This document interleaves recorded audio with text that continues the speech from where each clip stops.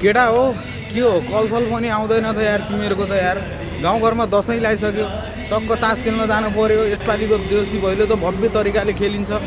भन्ने खोइ त कलै आउँदैन त भन्ने दिन गयो केटा हो त्यो दिनहरू गयो कि हामी चाहिँ यतातिर ड्युटीतिर कुदिरहेको तिमीहरू चाहिँ कहाँ छौ उता गाउँमा दसैँ सुरु भइसक्यो जाने होइन आफ्नो त यस्तै हो भाइ होइन दसैँ आओस् चाहे तिहार आओस् जेसुकै आओस् हामीलाई रेगुलर त्यही हो सधैँको जस्तो झन् यस्तो बेला अलिक मनमा चाहिँ चिसिङ्गो नराम्रो चाहिँ लाग्छ यस्तो बेला काम पनि बेसी हुन्छ क्या